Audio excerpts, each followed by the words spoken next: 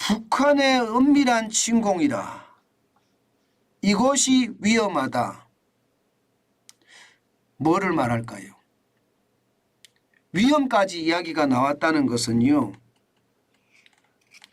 공습도 대공습이라고 저는 생각이 들고요. 말이 은밀한 침공이지 우리 사회에 혼란이 커질 수 있다는 사실을 다시 한번 말씀드리고자 합니다. 여러분, 그러면 그 은밀한 침공이 뭐며, 또 어느 곳이 위험한지 여러분 이거 한번 보세요. 사이버 공격 말입니다. 지금 말입니다.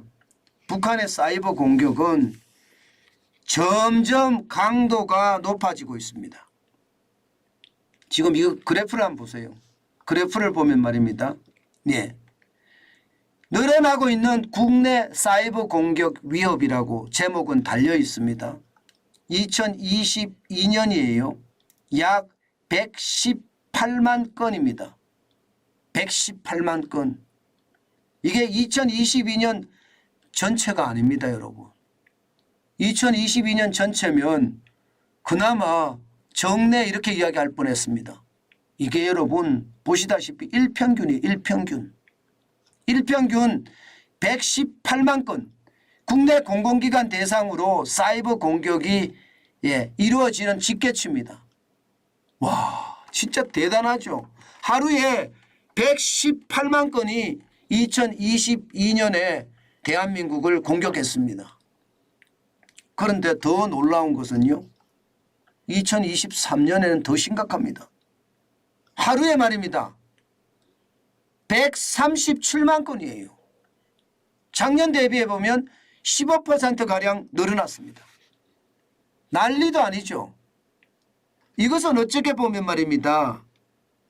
북한의 대공습이라고 저는 이야기할 것 같아요. 대공습이라고. 다른 나라는 몰라도 말입니다. 우리나라에 이만큼 말입니다. 심각하게 한다는 것은 저는 나라가 위험하다 이런 생각까지 합니다. 왜 제가 나라가 위험하다 이런 생각까지 하게 됐나 하면요. 이게 공급망 해킹을 하거든요. 이 공급망 해킹이라는 게 여러분 진짜 심각한 게 공격 대상이 되는 기관에 납품되는 거 있을 거 아니에요. 보안 소프트웨어 뭐 이런 거 있을 거 아니에요. 거기에다 악성 코드를 심는 거예요.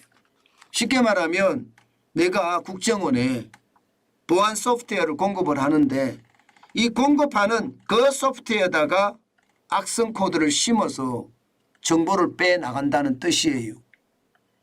이것은 여러분 상시적으로 말입니다. 대한민국의 공공기관의 정보를 다 빼서 볼 수 있다는 뜻이에요. 심각하죠. 이 정도면. 뭐 심각한 정도가 아니라 자칫 잘못하면요. 대한민국의 기본이 무너질 수도 있다는 그런 이야기를 할 수밖에 없잖아요. 심지어 이렇게 되니까요.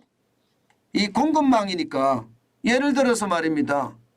카드사에 건접을 해서 카드 번호를 빼갈 수도 있다는 이야기까지도 나오잖아요. 와, 진짜 저는 충격적인 상황이 지금 되고 있다고 생각합니다. 지금까지는요. 북한의 공격이라는 게 디도스 정도였습니다. 이게 분산 서비스를 거부하는 공격이 디도스 공격인데 한꺼번에 트래픽이 확 몰리게 만드는 거죠. 분산을 시켜줘야지 다운이 안 되는데 이게 공격을 할 때 한 곳에만 집중적으로 공격을 하니까 거기가 무너지는 트래픽이 걸려서 잼이 걸려서 무너지는 그런 공격이 디도스 공격인데 이런 게 중심이었어요. 그런데 지금은 공급망에 해킹하는 것으로 중심으로 한다고 하니 이게 앞으로 대한민국의 상황 진짜 나빠질 거라고 생각을 하고요. 특히 말입니다. 대한민국에 이게 중요 대한민국 공공기관이라면 250개 정도 됩니다. 여기에 납품된 보안 제품 자체에 해킹을 해서 국가기관에 침투하려고 하는 그런 사태까지 벌어진다고 하니 얼마나 심각한 사태인지 여러분도 짐작하시죠. 게다가 말입니다. 우리나라를 공격하는 대부분의 공격은요 북한이에요. 70%가 북한에서 공격을 하는 거고요. 여기에 중국도 4%가 있고요. 예, 러시아도 2%, 기타가 24%예요. 북한의 공격이 심각하죠. 심지어 중국에 대한 공격도 심각합니다. 러시아도 이렇고요. 우리나라는 지금 도대체 뭘 하고 있는 건가요?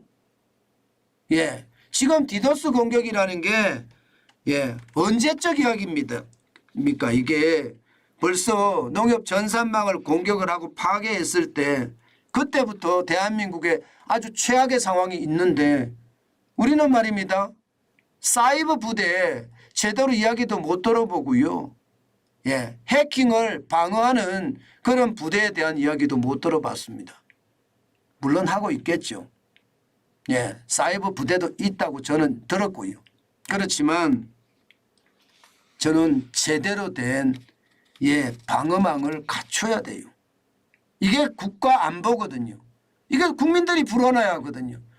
아니 공격을 하는데 공격하는 게 일평균 137만 건의 공격이 일어나고 있다 그러고 그 공격 건수에 대부분이 북한이 공격을 한다고 하면 대한민국의 공공기관은 북한이 다 장악하는 것 아니겠습니까? 저는 이런 생각을 하면 굉장히 두렵기까지 합니다. 제발 대한민국 국가안보 튼튼히 해야 됩니다. 이들은 말입니다. 이렇게 해킹을 하잖아요. 해킹을 해서 우리나라에서 말입니다. 가상자산도 엄청 뺏어갑니다. 코인 말입니다. 코인도 말입니다. 현재까지 보면 말입니다.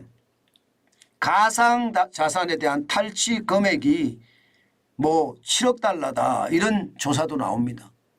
7억 달러면 우리 돈으로 8,862억 원이거든요. 대륙간 탄도미사일 30회를 발사하는 금액이 7억 달러입니다. 이러면 여러분 이게 북한이 핵 개발해서 ICBM이라고 하는 대륙간 탄도미사일로 우리를 공격하고 협공하는 것 이거 막을 수 있는 것 아니겠어요? 저는 가상자산 탈취도 문제지만 북한의 킴스키라든가 이 해킹 그룹들 제대로 다뤄야 됩니다. 그렇지 않고 지금처럼 느슨하게 가면요. 그 어느 때보다 위기가 더 커지지 않을까. 저는 그런 생각도 진짜 많이 합니다. 여러분 시장이라는 게 그만큼 말입니다. 무서운 길로 간다. 저는 그런 생각을 참 많이 하거든요. 그러면 말입니다. 시장에서 엄청난 위협이 된다는 그런 생각도 진짜 많이 합니다. 제발 나라가 안전하고 나라의 어떤 불안감이 저는 많이 줄어들었으면 좋겠어요. 그래야지 대한민국이 더 안전한 국가가 되지 않겠습니까? 저는 그런 생각을 오늘도 많이 해봅니다. 북한의 사이버 공격으로부터 이거는 이미 전쟁이거든요.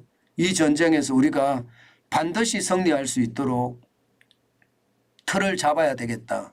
그 생각도 저는 강하게 하고 있습니다.